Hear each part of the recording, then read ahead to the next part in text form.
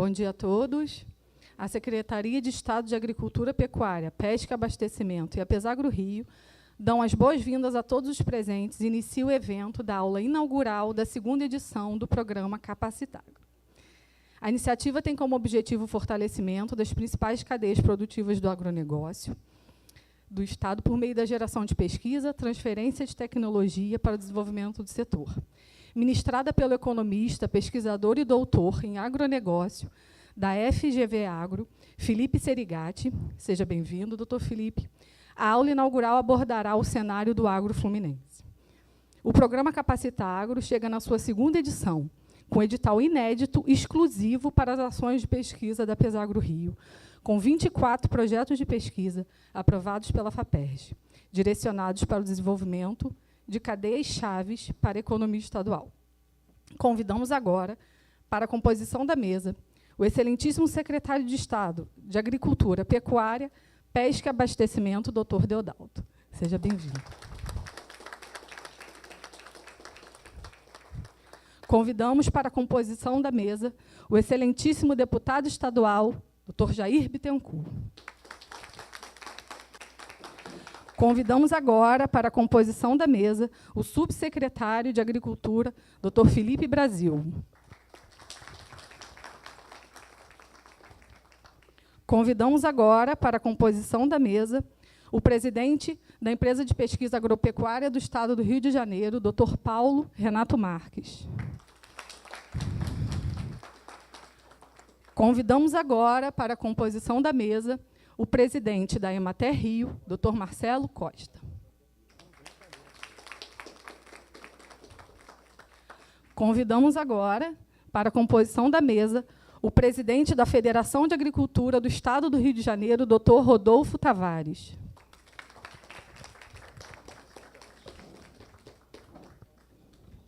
Convidamos agora para compor a mesa nosso convidado, o professor pesquisador, doutor Felipe Serigati.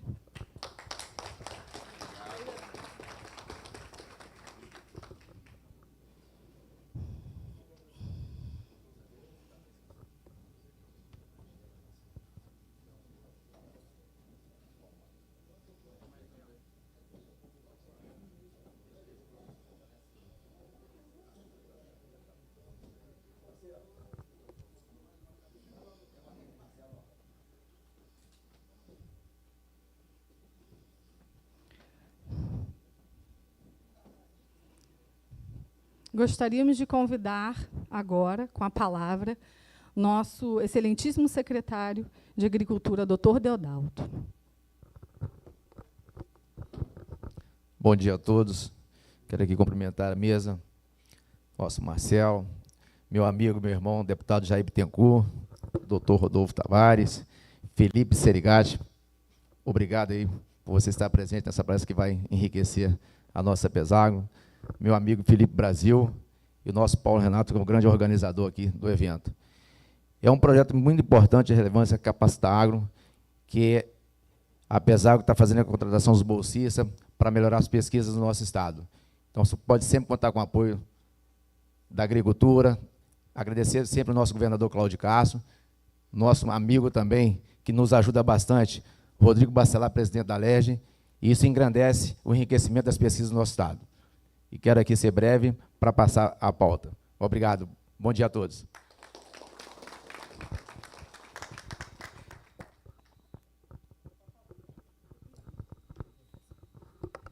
Com a palavra agora, o excelentíssimo deputado estadual, doutor Jair Bittencourt. Bem, bom dia a todos. Quero cumprimentar o Deodalto, nosso secretário, meu amigo, deputado que sempre esteve alinhado com as pautas da agricultura. Doutor Felipe Serigati, prazer, Felipe, estar aqui com você para assistir sua palestra, nos engrandece. Doutor Rodolfo, nosso presidente da federação, Felipe Brasil, subsecretário, também muito ligado à pesquisa, ao desenvolvimento da ciência no campo. Paulo Renato, grande presidente da Pesagro, que já atua fortemente há muito tempo. Meu amigo Marcelo Costa, presidente da Emater, todos pesquisadores, todos funcionários, servidores, enfim, da Pesagro, da Secretaria, nosso chefe de gabinete, nosso querido amigo Jorginho, e, enfim, a todos vocês. Hoje é um dia de muita alegria, cumprimentar também a Ana Paula, subsecretária de Agricultura.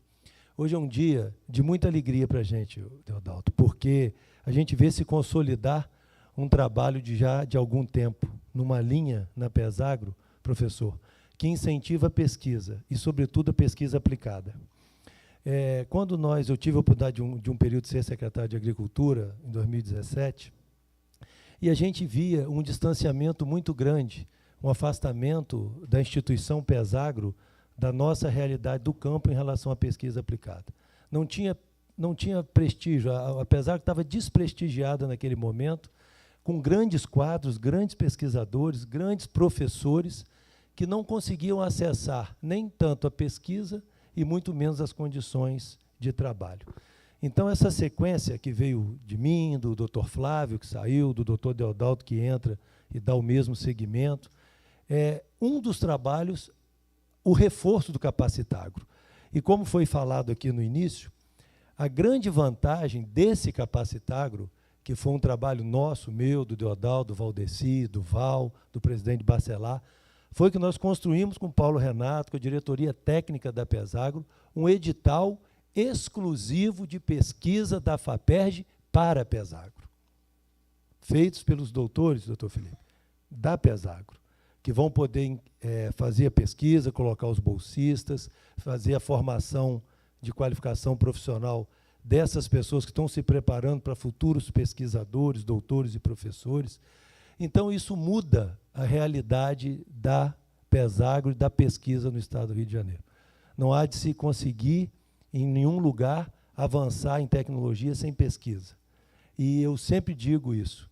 A Pesagro é uma das grandes empresas do Estado do Rio de Janeiro. A Pesagro não deve nada a nenhuma instituição de pesquisa do Estado. Tenho plena convicção do que eu estou falando. Tem quadros extraordinários.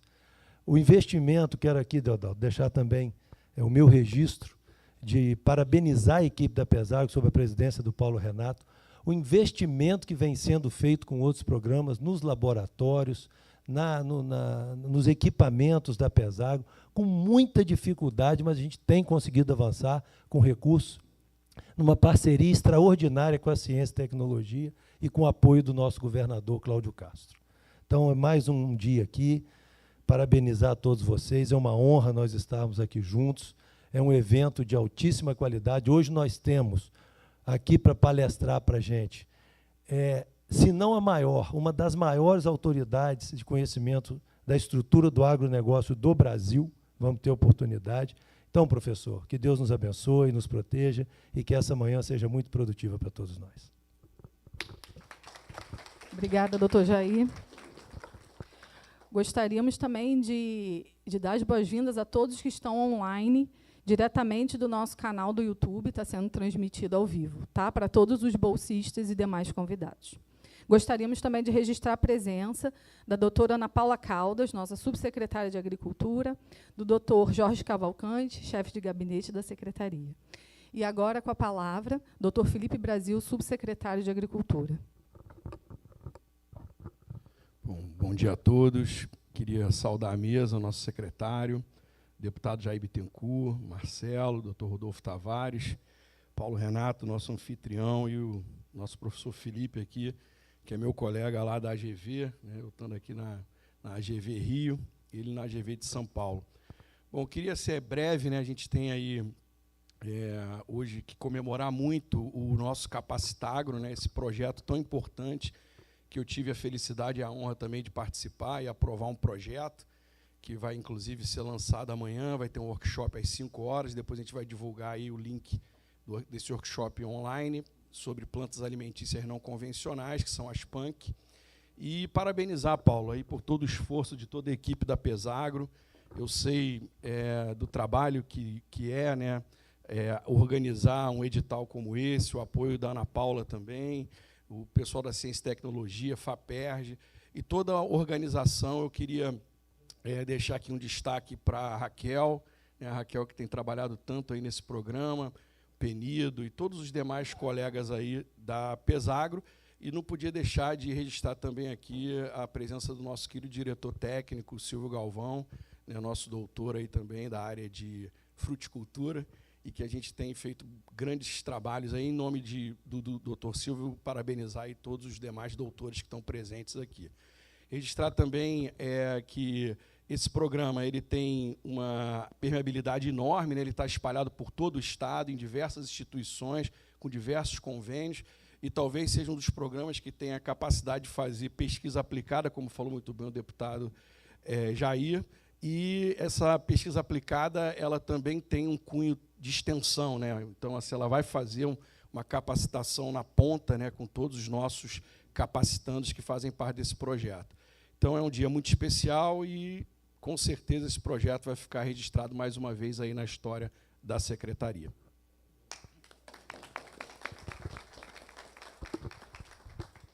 Gostaríamos de registrar a presença, representando a FIPERJ, do diretor técnico Rodrigo Takata, e também representando a Superintendência de Defesa Agropecuária, o doutor Virgínio, que também é um pesquisador contemplado pelo Capacitagro.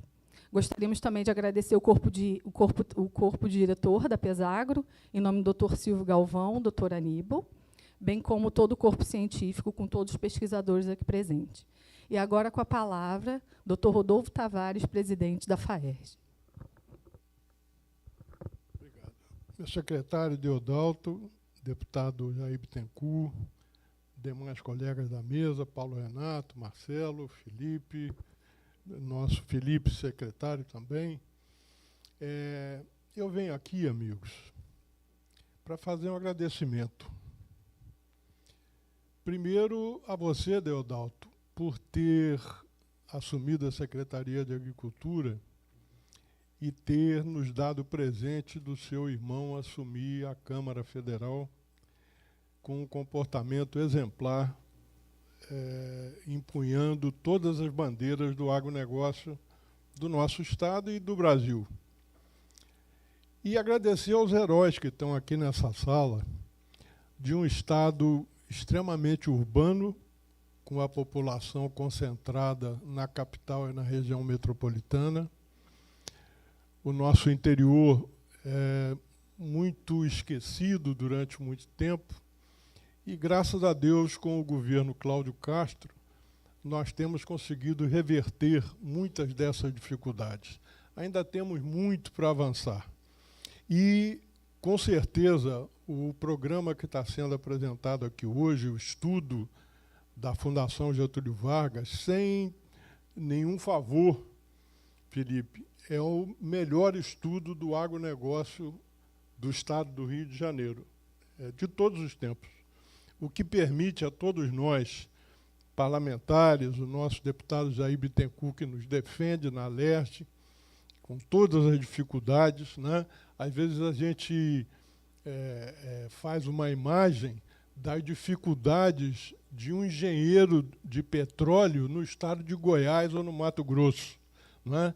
E os nossos agrônomos, veterinários, zootecnistas, técnicos agrícolas, trabalhando nesse estado fabuloso que Deus abençoou com tantas riquezas, né? Mas que, em razão dessas próprias riquezas, nos traz grandes dificuldades em abrir espaços nos orçamentos públicos, na melhor política de remuneração dos nossos técnicos, que, volto a repetir, os nossos heróis, e, finalmente, agradecer, em nome dos produtores rurais fluminenses, o trabalho de vocês, a dedicação, a seriedade da Emater, da Pesagro, da Defesa Agropecuária do Estado do Rio de Janeiro e da nossa Secretaria de Agricultura.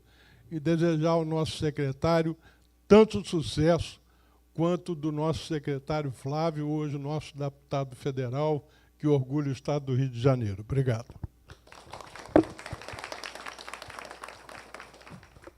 Agora, com a palavra, o presidente da Emater Rio, doutor Marcelo Costa. Bom dia a todos, bom dia à mesa, nosso secretário, doutor Deodalto, deputado Jair Bittencourt, doutor Rodolfo, professores Filipes, né? E o Paulo Renato, presidente da Pesagro, estender, né, a saudação a todos os colegas que estão aqui, especialmente os colegas da Pesagro, Para ser breve, eu só queria lembrar como foi produtivo, né, o deputado Jair colocou, o Felipe ressaltou também a questão de pesquisa participativa, e nós tivemos, há pouco tempo, uma experiência muito boa, né, de pesquisa participativa.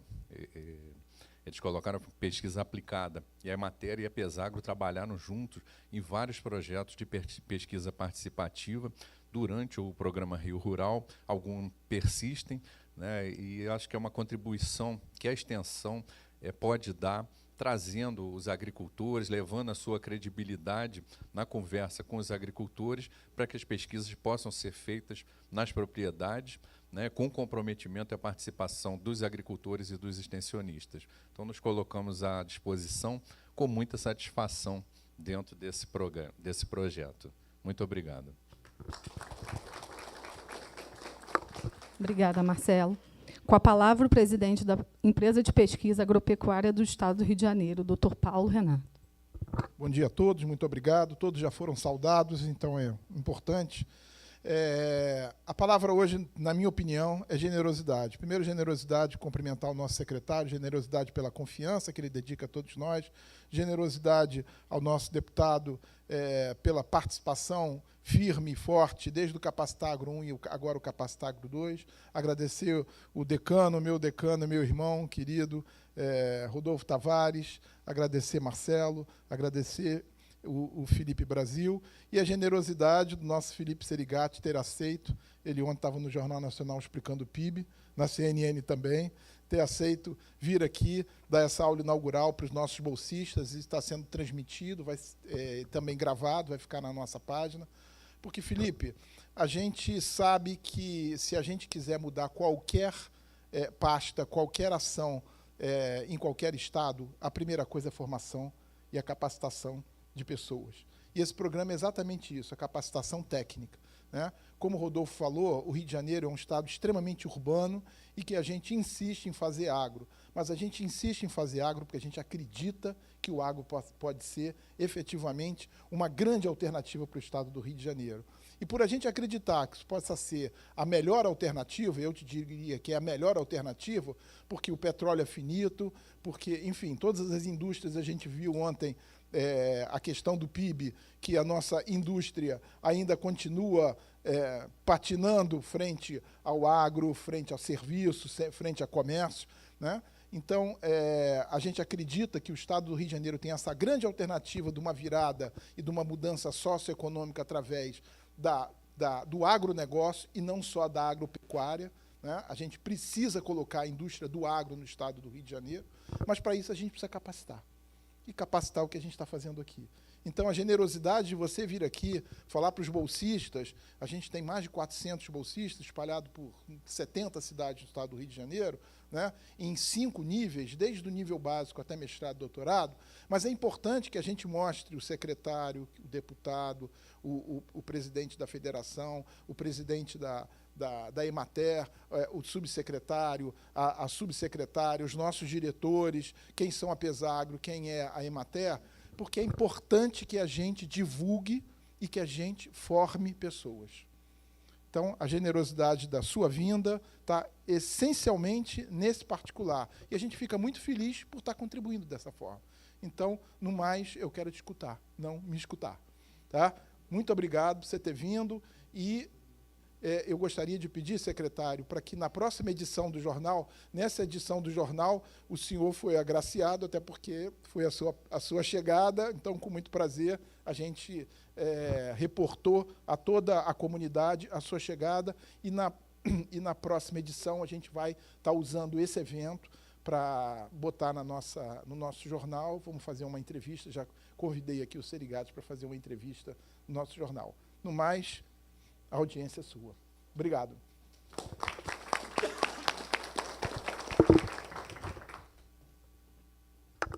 Convido a todos para assistir à aula inaugural do programa Capacitagro, segunda edição, com o doutor professor Felipe Serigati. Desculpe, na sequência, o secretário, deputado e Rodolfo, nós estamos aqui com o Marcelo Maturano, que ele tem um grande empreendimento de uva, e nós vamos assinar um acordo de cooperação técnica com ele, porque esse empreendimento, eles nos solicitaram, a Pesagro, para que a gente pudesse fazer um desenvolvimento de mais uma variedade de uva que eles estão importando, e precisa ser feito através do Instituto de Pesquisa, e eles generosamente, hoje a palavra é generosidade, generosamente convidaram a Pesagro para que a gente pudesse, junto com eles, capitanear esse processo de introdução de uma nova variedade de uva, e esse empreendimento deles é um empreendimento absolutamente singular. Essa cultura não existia no Rio de Janeiro da forma que eles estão fazendo. Então, a gente está muito feliz, e nós vamos colocar todos os nossos técnicos, Silvio, toda a diretoria técnica, para que a gente possa, junto com vocês, desenvolver isso, porque é uma preciosidade e mais um ganho para o Estado do Rio de Janeiro. Tá, Felipe? Então, isso é uma coisa que a gente vai assinar. Muito obrigado pela sua presença. Secretário, peço aí a sua generosidade da gente assinar isso depois com o Maturano, tá bom? Felipe, agora é contigo. Obrigado.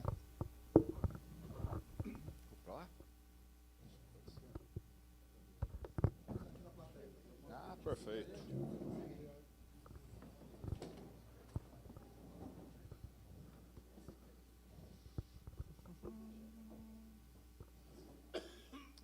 Passador de slide.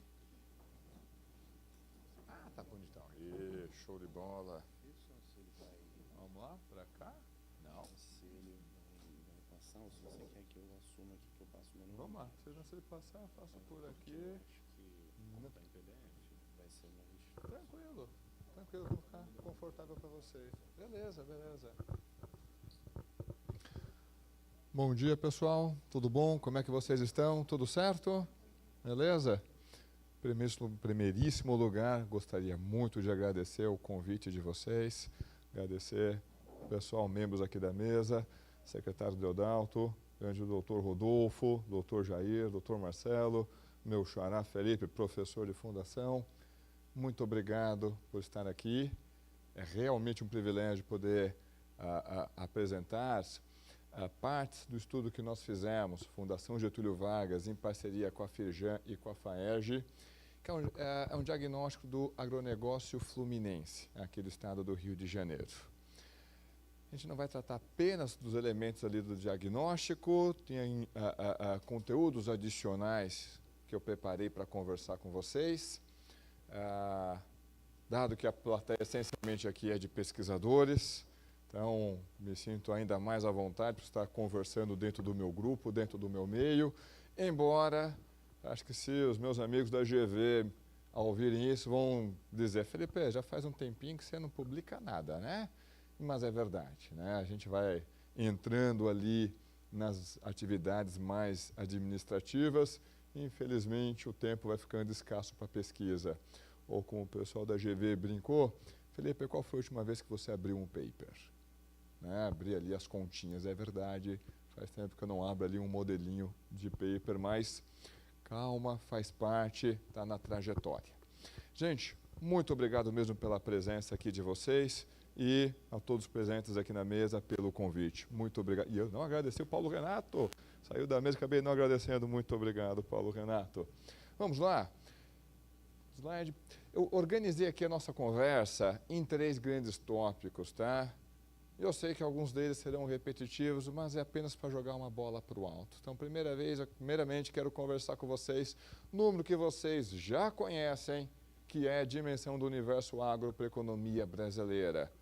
Então, o universo agro, então, dentro desse espaço já fica bem mais fácil. A gente não está falando ali das atividades restritas, aquilo que acontece dentro da porteira. Estamos falando de um universo maior que vai passar pela agroindústria, pelo setor de agroserviços, esse universo que nós chamamos de agronegócio. Depois de apresentar aqui qual que é a dimensão do universo agro para a economia brasileira, aí eu quero entrar num material do estudo que nós apresentamos 2022, se não me engano, em parceria com a FAERJ e com os nossos amigos da Firjan. Tá? Então, o que nós enxergamos, né, da situação, do desenho do agronegócio fluminense, do agronegócio aqui do estado do Rio de Janeiro. Do lado de cá, tá?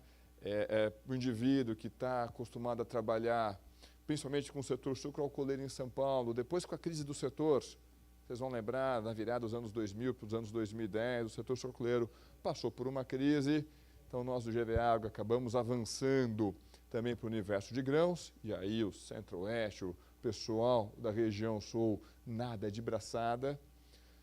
De 2016 em diante, a gente passou a receber cada vez mais pessoas, projetos, pesquisadores, alunos da parte de pecuária. Começou tudo ali com os sistemas de integração, e aí começou a vir cada vez mais. Hoje a gente tem um trabalho muito bacana na parte de suplementação mineral.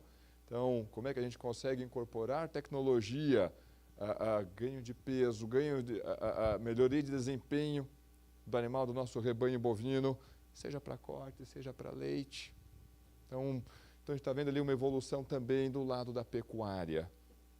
E aí, com essa experiência, com essa historinha para contar, recebemos ali o convite para, vamos dar uma olhada aqui no agronegócio fluminense, um estado fortemente marcado pelo setor de óleo e gás, e, de fato, a presença desse setor na nossa leitura condiciona diversas características aqui do agronegócio fluminense. Para nós foi bem interessante fazer esse estudo.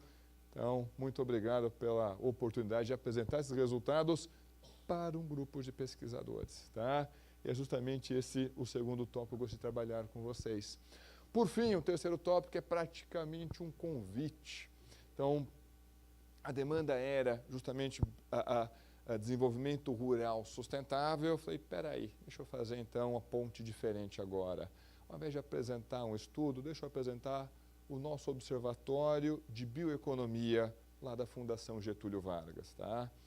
Em que tem algumas agendas de pesquisa, só que de forma geral ali, o que a gente acaba levando é, o universo agro brasileiro tem desafios? Tem. Tem deficiências? Tem. Não tem por que colocar isso debaixo do tapete, mas é enormemente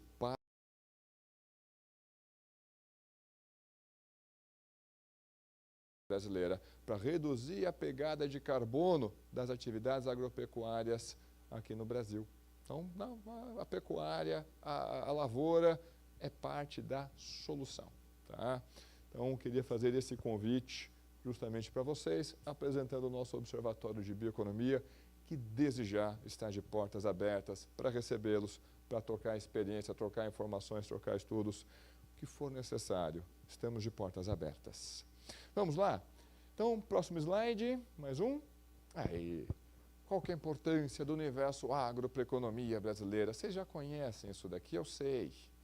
O universo agro brasileiro, de cada R$1 que surgiu nessa mesa chamada economia brasileira, quase que 25 centavos foram gerados dentro do universo agro. E veja que isso aqui também tem um aspecto curioso, né? Geralmente, para quem não é do agro, não atua com o setor, se a gente der um Google, agronegócio, que imagem vai aparecer? Vai aparecer a lavoura. Vai aparecer o trator, aqueles campos de grãos ali no Centro-Oeste, talvez vai aparecer alguma coisa associada à pecuária. Eu sei que talvez tenha ficado pequenininho para vocês o número, mas não tem nada que chama a atenção quando a gente decompõe o PIB do agronegócio brasileiro, volume de renda que o setor gerou. A maior fração dessa renda é gerada dentro da porteira? Não. É gerada justamente na parte de distribuição e serviços. Eu sei, eu também não concordo 100% com esse número, mas ok, me dá o gancho que eu preciso para agora, né? Então, quando a gente pensa no universo agro, óbvio que o centro gravitacional é justamente o que acontece dentro da porteira. É ali que vai definir a dinâmica de diversas cadeias produtivas. Mas veja aqui, uma fração muito relevante da renda dos setores, embora gravite o que acontece dentro da porteira, não é gerado dentro da porteira. Em outras palavras, ainda mais para o estado aqui do Rio de Janeiro, do nosso lado, a gente vê isso como uma imensa oportunidade. Eu sei que falando assim parece um monte de blá blá blá, e é um monte de blá blá blá falando assim. Então, mais adiante eu queria mostrar esses números para vocês. Tá? Universo agro, puxa vida, essa vocês já ouviram, né? E tem tanto o lado bom como o lado ruim.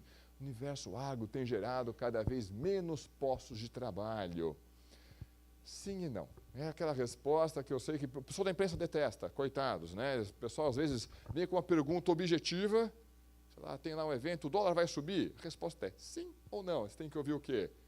Primeiro um depende, depois meia hora de blá blá blá. Depois eles têm lá a dor de cabeça e resume isso em poucas linhas.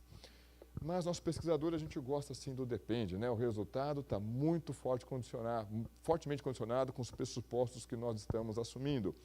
Mas quando a gente olha aqui no emprego, tem aspectos bem interessantes. Vou olhar então a cadeia como um todo. Não é verdade que o universo agro tem gerado cada vez menos postos de trabalho, mas quando a gente olha para dentro da porteira, isso é verdade. E aí uma parte do setor vai brigar, vai dizer, puxa vida, Felipe, você está atuando contra o setor.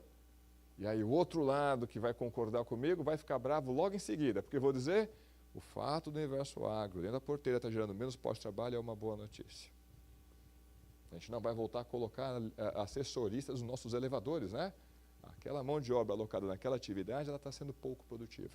Ela vai gerar mais renda na economia se a gente conseguir alocá-la numa outra atividade. E esse dinamismo é justamente uma das grandes diferenças do agro brasileiro para outros setores da própria economia brasileira. E aí tem uma parte central nesse processo que daqui 2 slides eu quero cumprimentar essa parte. Exportações, esse número aqui não tem muito o que questionar. Até mesmo aqui a gente não se sente 100% confortável com esses 28 milhões de pessoas. Na minha opinião, é menos que isso. Algo em torno de 18 milhões. Mas o número que mais circula é esse. Não vamos conversar sobre isso, a não ser que alguém queira, a gente pode bater um papo. Mas não vamos entrar nessa polêmica. Aqui não, gente. Então, polo exportador brasileiro é o que, essencialmente? Commodities. De um lado, você vai ter o setor de óleo e gás, petróleo bruto principalmente, setor de minérios, e o restante, numa pauta mais diversificada, é justamente o universo agro. De grãos, açúcar, café, proteína, suco laranja. E isso aqui é bem interessante, mas também não é novidade para vocês, né? O quanto que o universo agro brasileiro conseguiu conquistar espaços no mercado internacional. E aqui tem 2 aspectos importantes. Uma, o universo agro, nosso setor, a gente não fez o vento soprar mais forte, né? Então, não, a gente está vendendo mais. Tem mérito que é nosso, do lado da oferta. Quando o vento soprou mais forte, a gente estava com a vela preparada no nosso barquinho para aproveitar esse vento. Mas não fomos nós que fizemos esse vento soprar mais forte. Tá? Então, surgiram mercados, principalmente lá fora, o mundo meio que perguntou, e aí, quem consegue atender aqui? Vamos lá, a gente está com um problema de gripe aviária. Dos grandes ofertantes de carne de frango do mercado internacional, o Brasil praticamente é o único que não teve um caso sequer nas suas unidades comerciais. Uma ótima notícia. É como se o mundo dissesse, olha, a gente está precisando de carne de frango, quem tem carne de frango para atender? Como se o agro brasileiro levantasse a mão e dissesse, olha, segura aí, me dá uns 90 dias, eu consigo produzir essa carne para você. Você vai encostar o seu barquinho aqui no porto e acho que você vai conseguir sair com o seu container cheio. Só temos que sentar de repente e negociar o preço, mas me dá um prazo, me dá uns 90 dias. O universo agro conseguiu atender essa demanda. Mesmo que ele não tenha criado, mas ele conseguiu aproveitar essa oportunidade. Muito mérito. Então, números que chamam muita atenção. Então quer dizer que o universo agro, Felipe, pode sentar confortavelmente no sofá e saborear aí os louros da vitória? Óbvio que não, né? E o universo agro, claramente, dado que é uma fábrica a céu aberto, associada a processos biológicos, está exposto à chuva, literalmente, né? Tem desafios? Tem. Talvez um dos mais importantes seja justamente, dado que é um processo biológico, fábrica a céu aberto, como é que pode se tornar mais resiliente nesse ambiente de mudanças climáticas, tanto em termos técnicos, sei lá, variedades mais resistentes, modos, sistemas de produção que consigam ali oferecer maior resistência, como também do lado de política pública. Por exemplo, o programa de seguro rural. Se você tem ali quebra de safras mais frequentes, vai precisar de mais suporte. E aí, como é que a gente consegue desenhar esse seguro de forma a ampliá-lo, só que é um custo que seja viável para o produtor? Política pública fundamental. Ok, por que o pessoal vai produzir? Óbvio que não é, sei lá, vamos imaginar nossos triticultores. Ok, eles querem ver um pãozinho francês bonitinho na mesa do café da manhã de todo brasileiro. Em troca, só quer o quê? Futuro melhor para os seus filhos, uma aposentadoria melhor, um conforto maior no seu domicílio. Tudo isso demanda renda. Como é que a gente consegue fazer com que essas atividades tenham uma renda mais estável? Porque do agro é bacana isso, né? Você vai ter uma volatilidade monumental na renda, no retorno que essa atividade proporciona. Como é que a gente consegue oferecer maior estabilidade? E para isso passa muito para a parte de gestão, mas eu sei que eu estou falando em causa própria por estar na Fundação Getúlio Vargas, justamente uma escola de administração. Mas ainda assim, deixa eu colocar mais um ponto, que quando a gente olha esses números, vocês viram, é muito fortemente associado a quê? Ao que está acontecendo dentro da porteira. Ontem saiu os números do PIB do primeiro trimestre, não foi combinado, mas não vou dizer, foi uma feliz coincidência.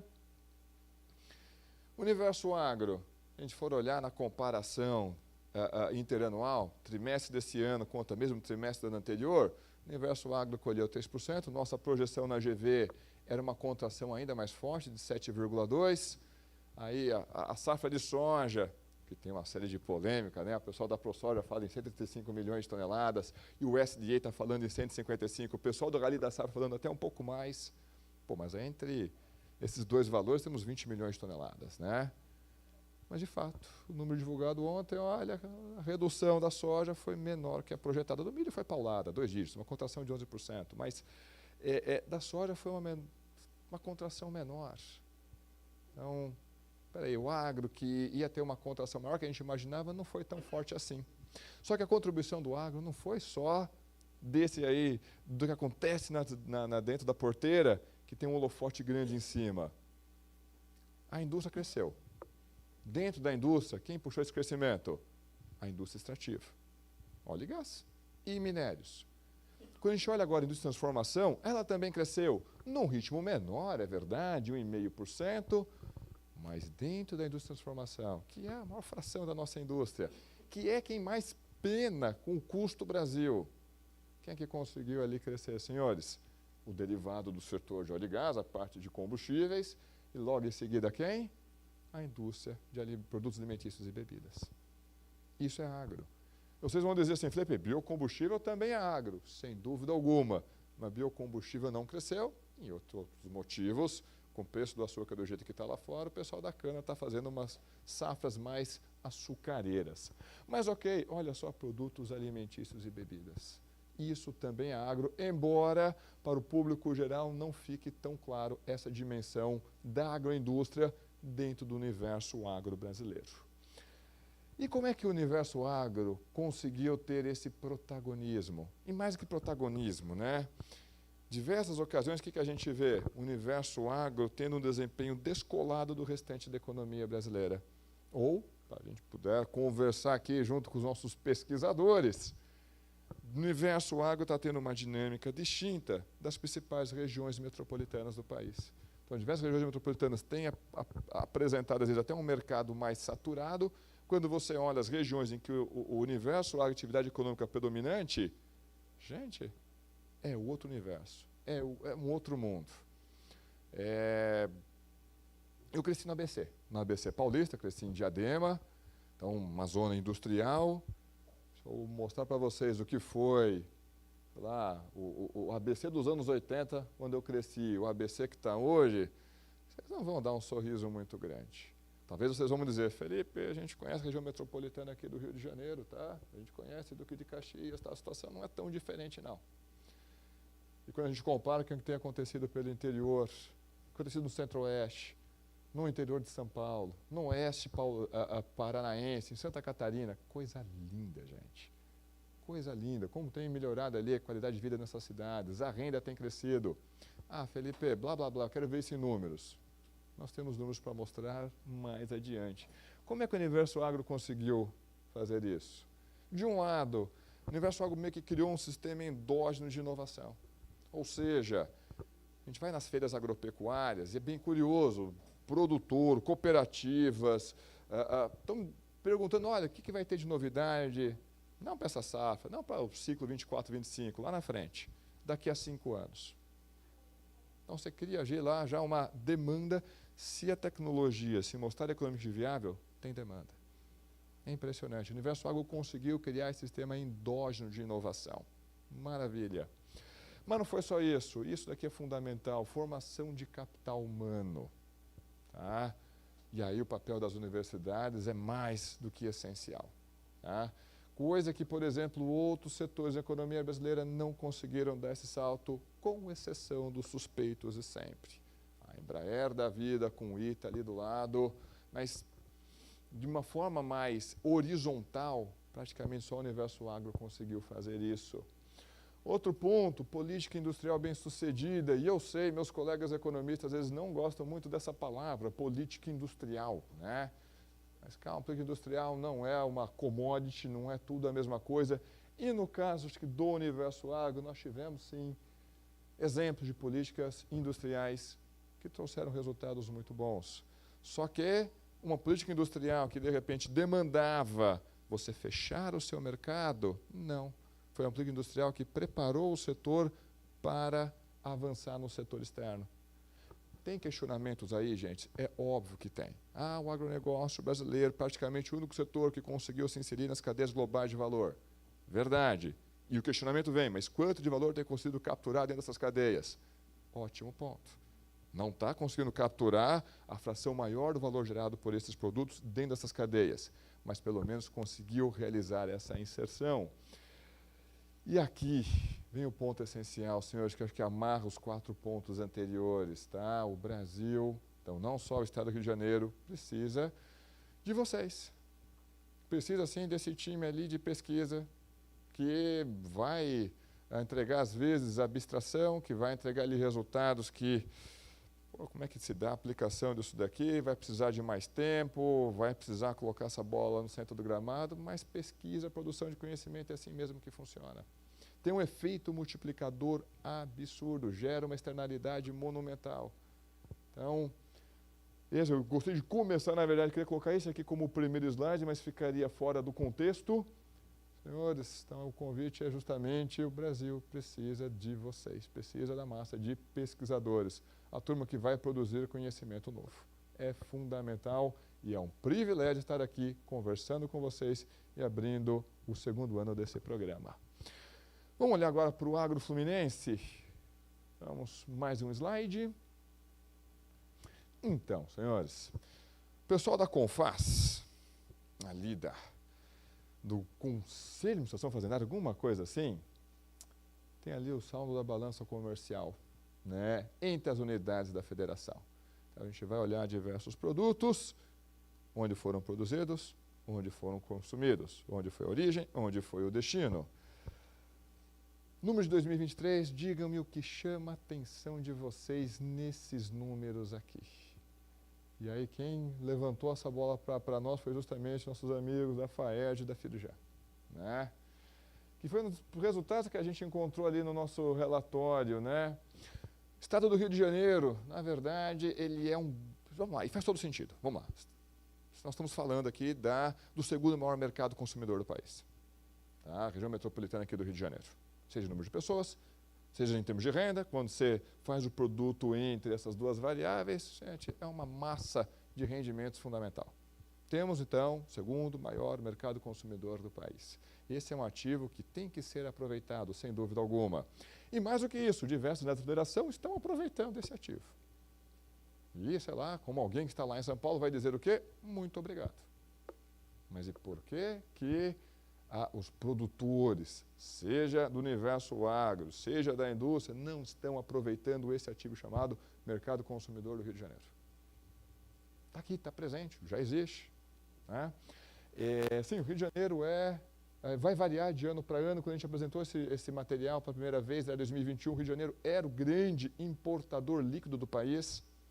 Atualizamos isso para 2023, não é o grande, mas é o 2º, fica atrás somente na Bahia. Isso é uma característica. Distrito Federal ser um grande importador faz todo sentido, né?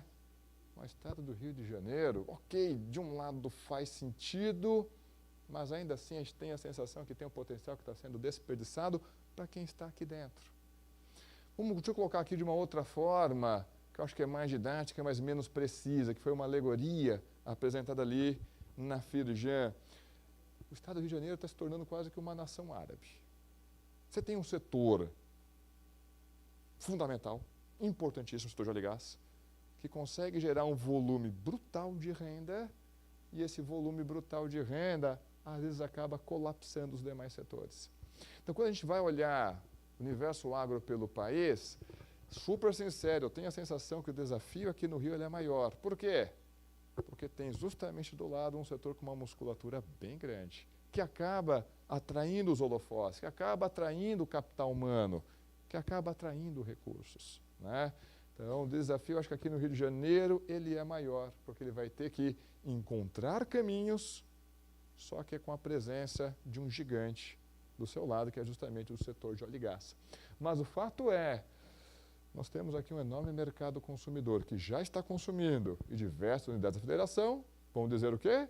Muito obrigado, estamos aproveitando isso. Por que o próprio Estado de Janeiro não vai aproveitar o seu próprio mercado consumidor? Então, deixo aqui esse primeiro convite, essa primeira reflexão. Segundo ponto, tem isso aqui, o índice de atividade econômica, tá? Seria o PIB, não é exatamente o PIB, mas quebra um bom galho, tá? Para uma dada aí com uma frequência mensal, quebra um bom galho isso daqui.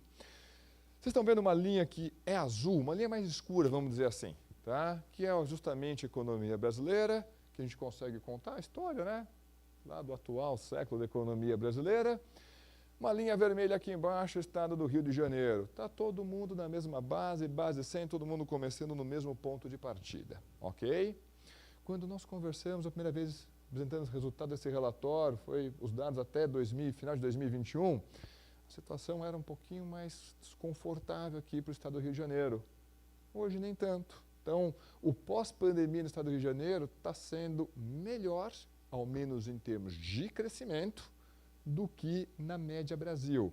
Talvez seja um problema de base, uma base mais estreita, mas o que chama a atenção de vocês? Vamos aqui tentar conduzir o olhar de vocês um pouquinho. Então, isso daqui foi aqueles anos que a economia brasileira cresceu fortemente, tá? De 2004 até mais ou menos 2009, 2010, dependendo de onde a gente põe ali o final da nossa série. O Rio de Janeiro não cresceu exatamente no mesmo ritmo. Mas vocês estão vendo que a crise de 2008, 2009 bateu de maneira bem menos intensa no estado do Rio de Janeiro do que no restante do país? Então é natural, a gente vai ver uma recuperação mais forte no restante do país do que no estado do Rio de Janeiro, porque o estado de Janeiro não apanhou tanto na crise de 2008, 2009.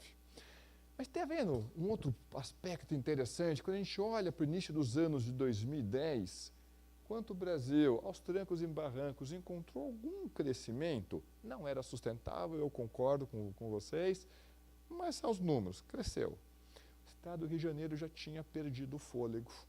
Tá?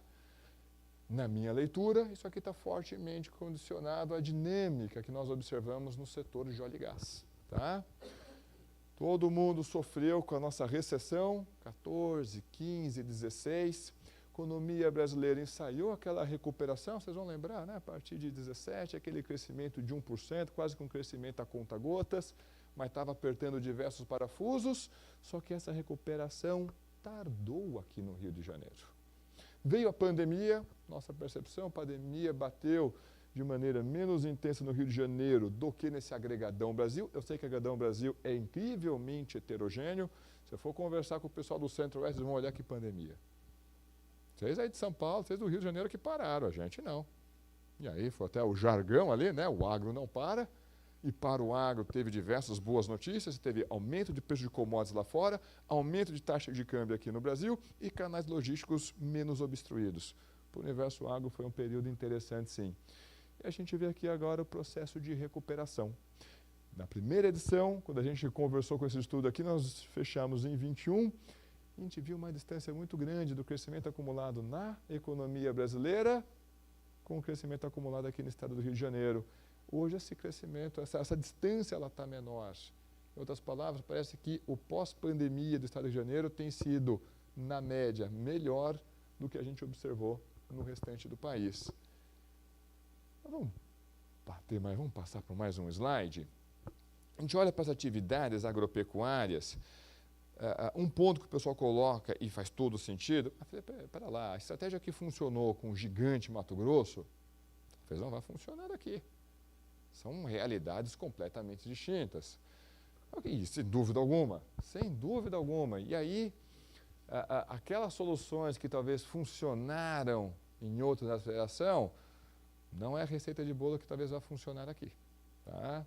Então, em primeiro lugar, a área a ser utilizada aqui, até mesmo em termos proporcionais, ela é menor. Então, quando a gente compara aqui a área territorial total e qual que é a fração alocada com estabelecimentos agropecuários, sim, o Estado do Rio de Janeiro tem uma das menores proporções, ou seja, põe lá o Estado do Rio de Janeiro no mapa, e aí, quanto que disso daqui é alocado com estabelecimentos agropecuários? Então, dentre aqui as unidades da federação, o Estado do Rio de Janeiro tem uma das menores. Ok, e é uma característica do Estado, seja pelo seu relevo, seja pela quantidade de reservas que tem aqui, área de preservação, essa aqui é uma característica. Mas mesmo outras unidades da federação, que tem uma proporção de estabelecimentos agropecuários alocados no território, tem um desempenho superior. Vamos para o próximo slide. Vamos olhar então aqui a evolução da área plantada aqui no Rio de Janeiro, no estado do Rio de Janeiro. O que chama a atenção de vocês? Que a área plantada, ela encolheu. Em outras palavras, eu sei que o número não está dos mais precisos, mas vamos lá, só arredondando. É como se de 95 até 2020, o estado do Rio de Janeiro perdesse ali 180 mil hectares. Tá? Ok. Alguém vai dizer, Felipe, eu acho que isso daí é pecuária. Você teve uma substituição de áreas de cana por áreas de pastagens. Ok, vamos avançar nessa direção. Vamos para o próximo slide.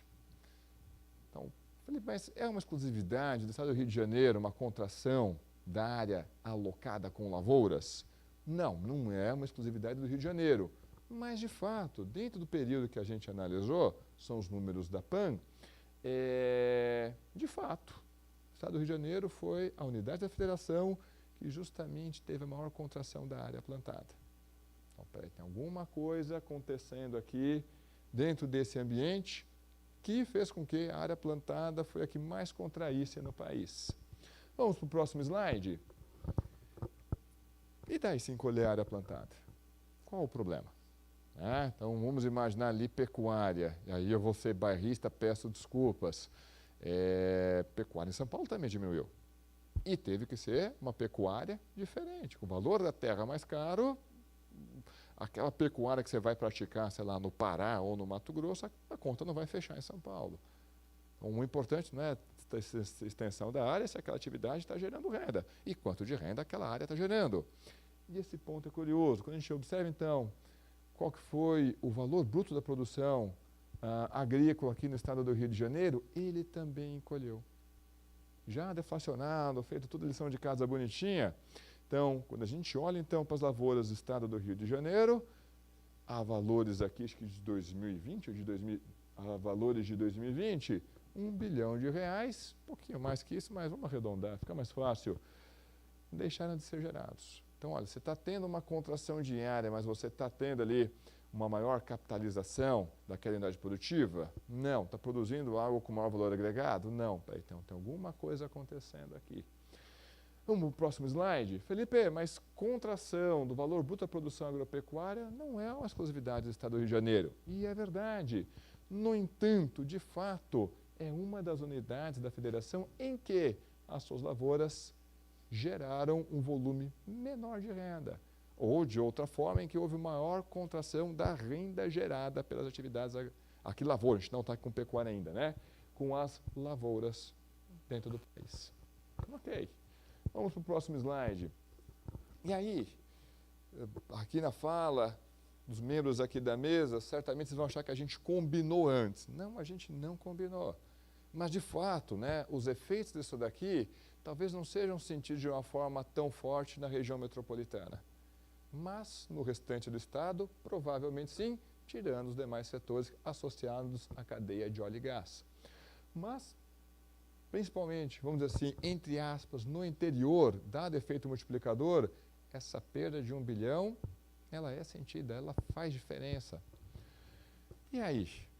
Uma parte da explicação, vou dizer, olha, Felipe, você teve uma mudança do uso do solo aqui. E é engraçado aqui, né? Porque em outras regiões do país, a mudança do uso do solo se deu as lavouras ocupando os terrenos da pecuária, né? Não, o que a gente viu aqui no Rio de Janeiro foi justamente o oposto. Foi a pecuária avançando sobre os campos da lavoura. Ok, vamos dar uma olhada nisso daqui. Olericultura. Então, gente, tem um mercado consumidor gigantesco, o segundo maior do país, do lado.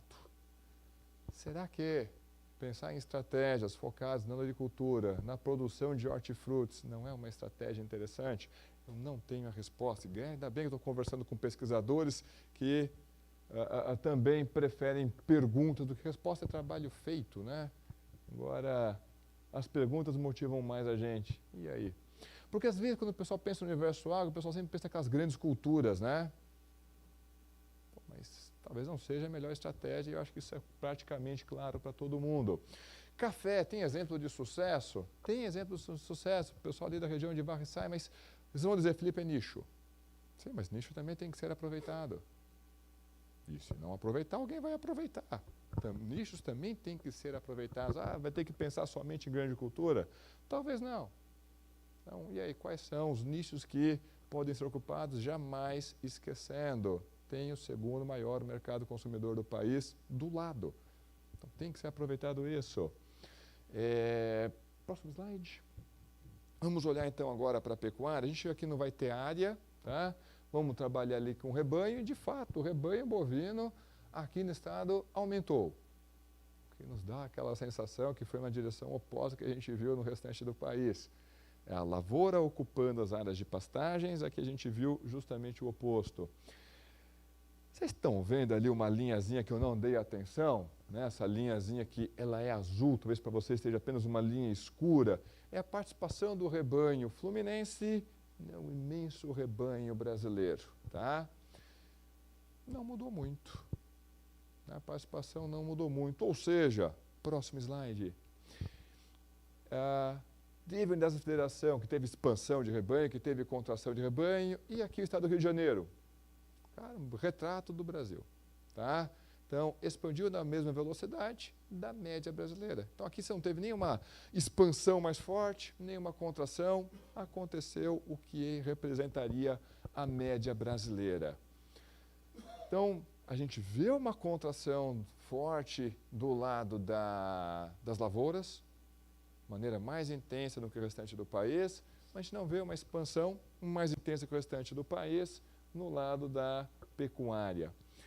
Pecuária bovina, mas quando a gente vai para outras cadeias de proteína animal, frangos, por exemplo, de fato, nós tivemos uma contração mais forte aqui, tá?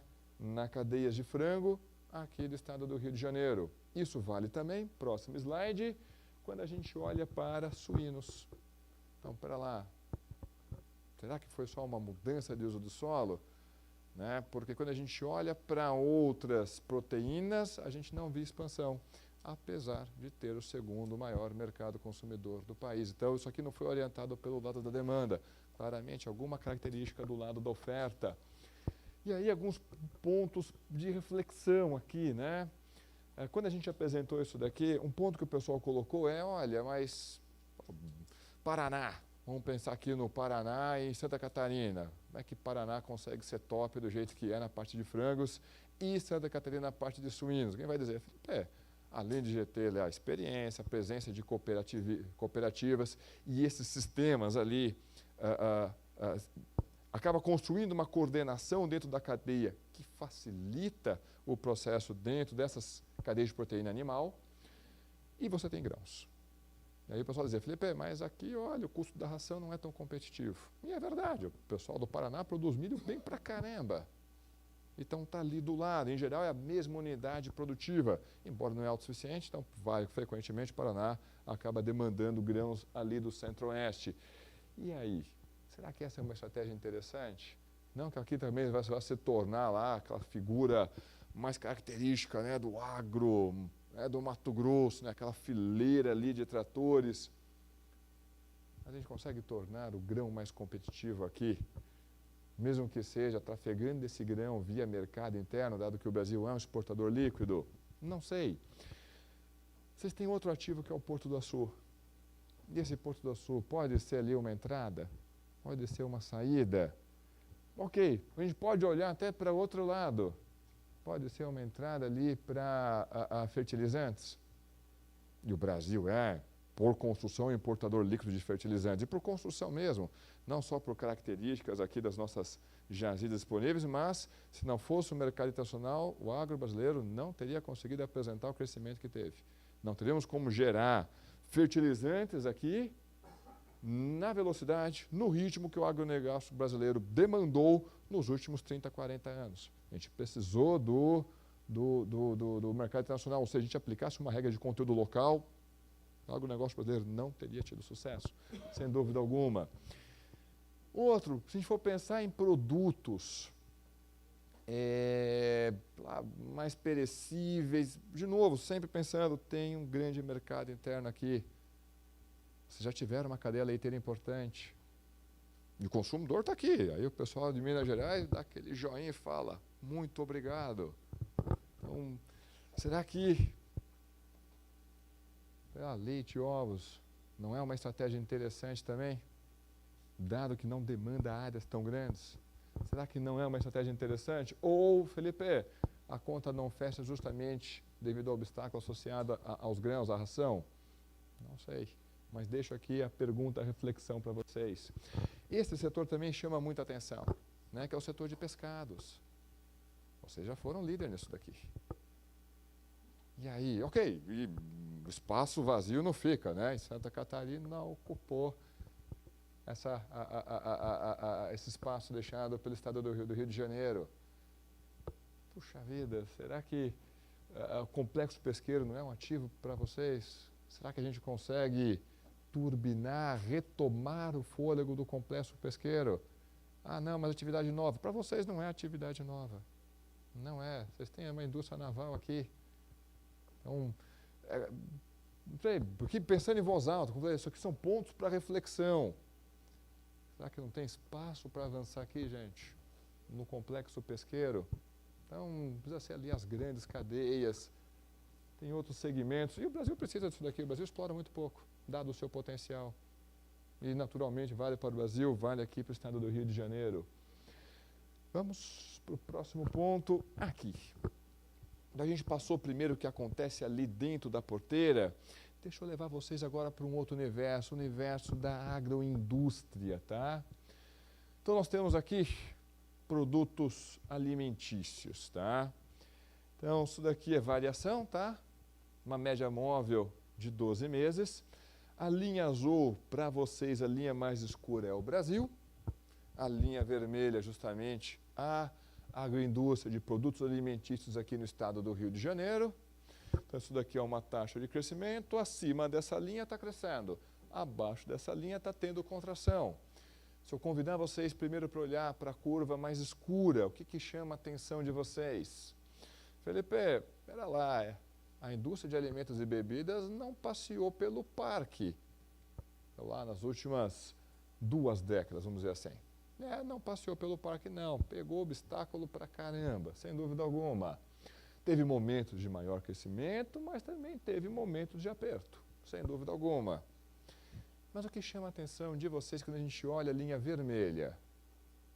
Opa, espera aí, não foi um passeio no parque quando a gente olha para a indústria de produtos alimentícios no Brasil, mas a quantidade de tempo, de períodos em que a agroindústria de produtos alimentícios aqui do estado do Rio de Janeiro encontrou dificuldades, chama muito a atenção.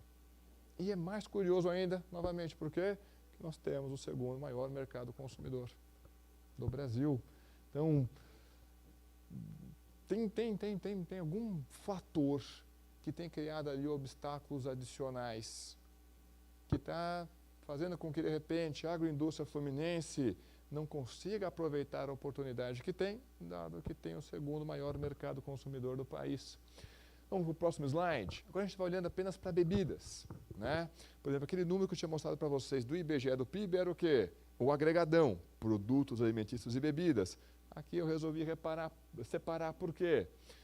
Eu sei que o gráfico é feio, não nego, concordo 100%. Quem vai dizer assim, Felipe, não dá para entender nada dessa desgraça. Concordo, mas espera lá. Linha escura, Brasil, linha vermelha, Estado do Rio de Janeiro, agora as curvas estão mais próximas. E por que estão mais próximas? A resposta é muito tranquila. Porque uma fração relevante da produção nacional de bebidas acontece justamente aqui no Estado do Rio de Janeiro. Tá? Então, para que aqui essa indústria funcionou, mas outros ramos da indústria de produtos alimentícios não conseguiram encontrar a mesma trajetória, no mesmo Estado do Rio de Janeiro. Próximo slide. Então, realmente, insisto nesse ponto, porque chamou atenção para nós no relatório, né? Tem um grande mercado consumidor e esse ativo, sim, deve ser explorado. Né? Incrível que não seja explorado. Mas a indústria fluminense tem encontrado dificuldades. Óbvio que o foco aqui tem sido agroindústria. Mas se nós tirarmos ali a cadeia, a indústria extrativa, olharmos dentro da indústria de transformação, pode pegar a metalmecânica. A indústria de metalmecânica aqui no Estado do Rio de Janeiro passou apertos. Não é exclusividade do Estado do Rio de Janeiro. Ainda mais alguém que cresceu no ABC paulista, sabe bem disso. Não é exclusividade. Mas chama a atenção a intensidade com que as coisas aconteceram aqui. Tá? Então a gente vê que esses obstáculos parece que são horizontais. Tá? Então, olha, tem problemas particulares de cada cadeia, de cada setor, mas tem alguma dificuldade ali que talvez seja horizontal. Apesar, qual que é essa? É arranjo tributário? Talvez seja. Pô, então por que vocês não avançaram isso lá no relatório? Porque a área tributária é o inferno, é um estudo à parte, gente, é um inferno. Né? É um pandemônio aquilo lá, mas de relatos a gente fala, peraí, tem coisas curiosas aqui. Às vezes a gente está discutindo ali, né, as compras, as importações ali de até $50, né? Puxa vida, não faz sentido, né, você ter uma estrutura tributária que acaba favorecendo você importar esse produto do que você produzir ele localmente. E esse é o argumento, né, para você tributar ali aquelas compras até $50. Mas é curioso como a gente tem a percepção que é justamente o que acontece aqui no Rio de Janeiro. Tá? Em que é mais barato você trazer esses produtos de fora, só pela carga tributária, né, pela estrutura tributária, do que produzir localmente. Tá? Isso, senhores, por mais que vocês vão dizer, Felipe, esquece, isso é um problema horizontal. Seria melhor ali uma solução transversal para todos os segmentos. Como talvez a probabilidade disso acontecer não seja tão grande, talvez temos que seja mais efetivo, embora não seja ideal, pensar em soluções setoriais. Olha, que consegue aumentar a produtividade, aumentar a competitividade da cadeia A, da cadeia B, da cadeia C, dado o contexto, o ambiente institucional em que essa cadeia está inserida. Por mais que, sei lá, soluções horizontais fossem uma solução superior, mas talvez não seja a solução disponível. Em economia, a gente chama isso de second best, né? A segunda melhor opção. E aqui, vamos lá. Essa vocês também já ouviram, não? Porque o universo agro não traz desenvolvimento. Tem algumas soluções fáceis para isso, né? Pode convidar essa pessoa que está em sua opinião dizer, vamos dar uma volta ali em Dourados, no Mato Grosso do Sul. Vamos lá para Sinop. Vamos para Goiânia. Olha como Goiânia está bonita. Embora parte imobiliária esteja caríssima. Mas faz parte. Você tem uma renda crescendo, isso aumenta a demanda, o mercado imobiliário, ao lado da oferta, não responde na mesma velocidade, esse descasamento de oferta e demanda recai sobre preço, sem dúvida alguma. Mas aí a gente pode mostrar isso de uma outra forma. Ih, ficou escuro aqui, né? Quer ver como ficou escuro? Ninguém está conseguindo ver esse número aqui, confere. R$ 3.966. Felipe, que número é esse? Remuneração média das pessoas ocupadas nas atividades agropecuárias por unidade da federação, primeiro trimestre de 2024. Tá? Desde já, gente, todo o material está sendo apresentado aqui à disposição de vocês, tá? Então, a organização aqui pode circular o material, pode distribuir, só tem dado público aqui, só tem informação aberta aqui. Então, vamos lá, remuneração média das agropecuárias Isso aqui é estado de Goiás, primeiro trimestre, 3.900, arredonda, vai, R$4.000. Nossos amigos aqui do Mato Grosso do Sul, R$3,5. R$3.542. R$3,500, facilita. Vamos lá. Mato Grosso do Sul, R$3.200. Felipe, que número é esse? É a PNAD contínua. Os microdados, números do IBGE, são os números oficiais. Tá? Podemos descer um pouquinho aqui, vamos olhar aqui para a região sul, R$2,5 no mínimo. Dentro da porteira. Então, pera lá. Dizer que o universo agro não consegue gerar renda é como se a gente trouxesse alguém lá do Mato Grosso e dissesse: Miguinho, conta pra gente, tá fácil contratar? Tá não. Quanto você está tendo que desembolsar para conseguir incorporar mão de obra no seu processo produtivo? Estou gastando e não é pouco. Tem demanda. E óbvio que isso aqui tem um efeito multiplicador. E aí é só convidar quem de repente duvide disso e vamos dar um passeio em Rio Verde, lá em Goiás. Vamos para Luiz Eduardo Magalhães. Opa, tem alguma... Diga-me que tipo de carro está circulando nessa economia. Que tipo de loja temos no mercado varejista local. Vamos para o restaurante. Vamos ver que tipo de churrascaria está aqui. O que está sendo servido nessa churrascaria.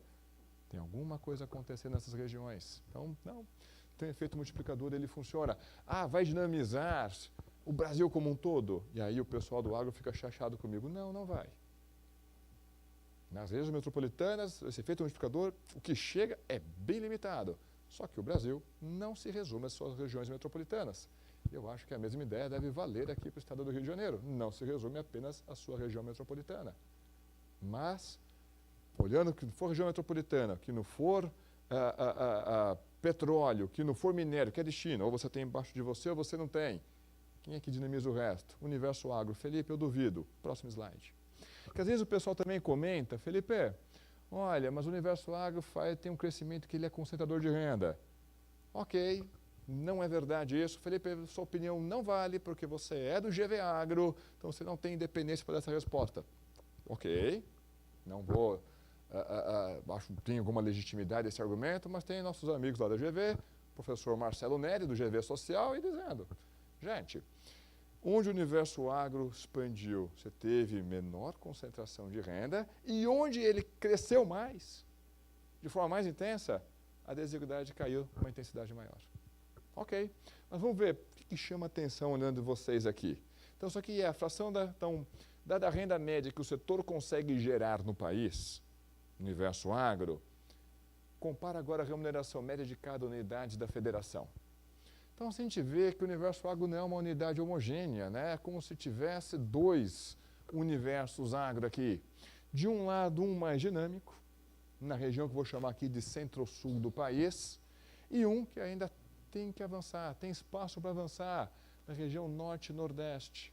Tá? Eu sei que se a gente pudesse pegar aqui a região do Mato Piba, talvez uma fração aqui do Pará, ele iria se assemelhar muito mais ao que acontece, sei lá, no Mato Grosso ou em Goiás, do que acontece no restante dessas unidades da federação.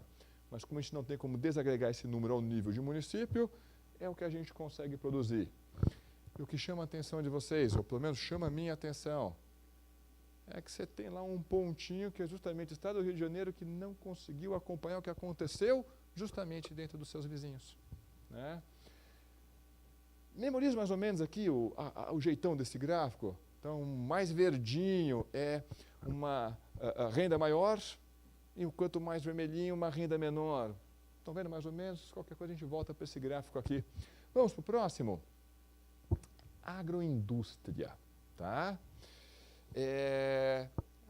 Pode voltar 2 slides? Eu esqueci uma informação. Remuneração média, eu passei aqui para vocês, Centro-Oeste e tal. Remuneração média, atividades agropecuárias aqui do estado do Rio de Janeiro, primeiro trimestre desse ano, R$1.600. R$1.619. Tá? Para lá, então tem outras unidades que costumam gerar uma remuneração média maior. Guarda essa informação. 2 slides para frente. Isso, agroindústria, maravilha. Está horrível, eu sei, está difícil ler, mas ainda assim, você vai ter aqui remunerações médias na agroindústria, R$2.800, Mato Grosso, R$2.500, Goiás, R$2.700, Mato Grosso do Sul, R$3,100 em São Paulo. Qualquer um aqui no Rio Grande do Sul, na região sul, acima de R$2.500, R$2.600. Aqui a distância, no caso do Rio de Janeiro, já é menor, tá? R$2.300. Ok? Próximo slide. O que chama a atenção de vocês? Então, quando a gente olha para as agropecuárias, ela conseguiu espalhar aquela remuneração média mais elevada para uma fração maior do território. Quando a gente olha para a agroindústria, já não é exatamente esse perfil. Tá. Passa para o próximo slide. Agora é a indústria como um todo. Tá? Vocês não estão conseguindo enxergar os números aqui. Então, vamos para o próximo slide. Vamos lá, qual que é a indústria, senhores? Onde é que a indústria paga os maiores salários, as maiores remunerações? Aí vai chegar, sei lá, o pessoal da Fiesp vai dizer, aqui em São Paulo, não é? Não. Onde que é? No Rio. Por quê? Porque você tem o setor de óleo e gás. E essa é uma característica dessa unidade da federação. E os demais setores vão ter que encontrar os seus caminhos competindo com esse gigante. De longe, de longe. Então, o que acontece na cadeia de óleo e gás, quando a gente olha para a indústria brasileira, é distinta do restante da própria indústria brasileira. E aí os demais setores aqui dentro da federação, cada unidade da federação tem lá o seu desafio, né? Se Rondônia está tendo o desafio de promover o seu crescimento com custos logísticos brutais, mas o grande desafio de vocês tem um segmento, uma cadeia poderosíssima, com uma enorme musculatura, que atrai muitos holofotes, que gera muita renda e que atrai todo o resto, inclusive capital humano, inclusive formação. Deixa eu contar uma historinha agora particular nossa ali de São Paulo, né, da GV Agro. A gente também tem dificuldade para atrair profissionais, pesquisadores, lá da nossa molecadinha ali, dos estudantes mais novos, para estudarem economia agrícola. Lá em São Paulo, você vai dizer, ok, mas eu só tenho aqui o mercado financeiro. E o problema nem está na remuneração, o problema está no bônus. Então, na federação, cada setor tem lá os seus desafios, e em parte, quando a gente olha aqui para o estado do Rio de Janeiro, o que chama a atenção, você vê uma remuneração média menor em diversas outras cadeias, mas na hora que surge em cima da mesa a cadeia, o setor de óleo e gás, é impressionante como ele está descolado, e não é, a exclusividade aqui é descolada do restante da realidade brasileira, tá? Só que quem está aqui dentro vai ter que competir justamente com esse setor. Só um segundinho, volta um slide. Isso aqui é curioso, né? Porque o pessoal vai imaginar, olha, a indústria ela conseguiu se espalhar pelo país? Não. Não, então, se eu pensar na indústria brasileira, a gente pode falar ali, talvez 7 regiões metropolitanas. Porto Alegre lá embaixo, São Paulo, Rio, BH, Salvador, Fortaleza e Recife, não sei se Fortaleza entra, vamos entrar, e Zona Franca. É isso. A indústria brasileira se resume a isso. Né? Tirando minério, ok, os suspeitos de sempre. De transformação, pelo menos, é isso. O agro não. O agro conseguiu se espalhar pelo país, conseguiu gerar renda, conseguiu melhorar a qualidade de vida, Próximo slide. E se a gente conseguiu ver isso no restante do país, ou seja, rejeitou a hipótese que o universo agro não tem esse poder, não consigo imaginar por que seria diferente aqui no estado do Rio de Janeiro. Embora os desafios aqui sejam particulares, que é justamente a presença do setor de óleo e gás.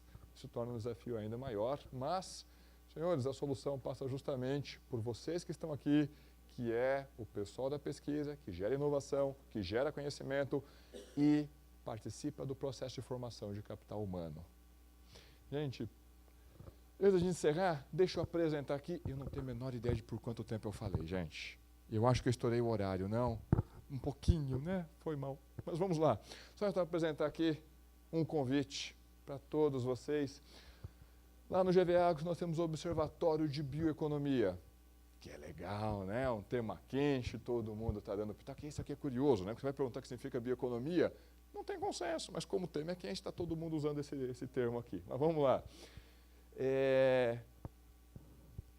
Por estar ali, né, associada ao GV Agro, boa parte dessa agenda está associada aos produtos do universo agro, desde biocombustíveis até mesmo como tornar reduzir a pegada de carbono das cadeias do universo agro.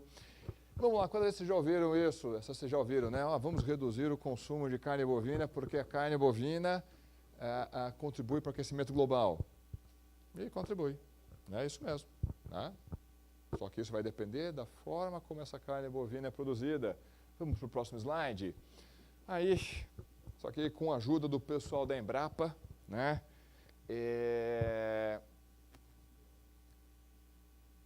A gente faz a nossa pecuária aqui essencialmente a pasto, tem confinamento, tem semi-confinamento, mas o essencial grosso é a pasto.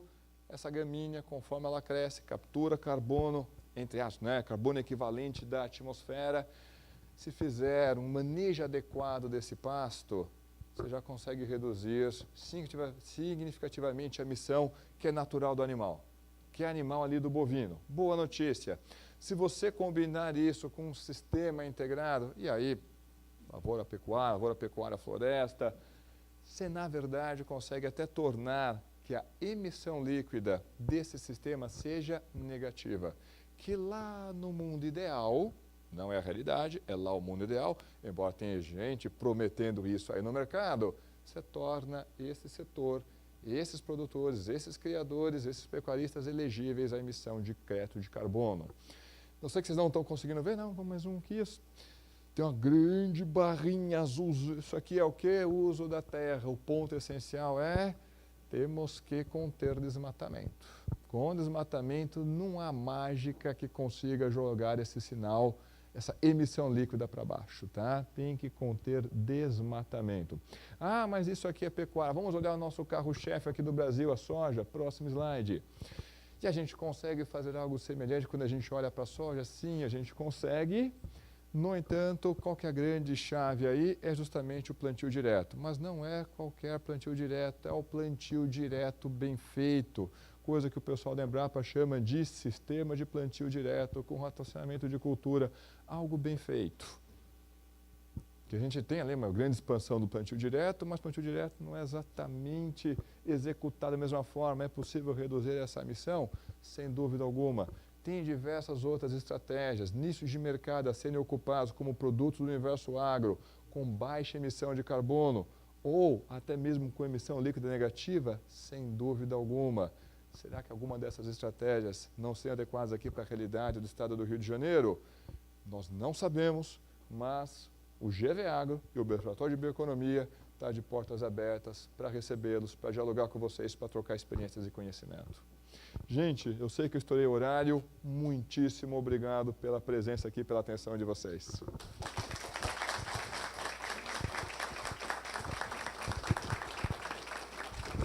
Obrigado, Paulo.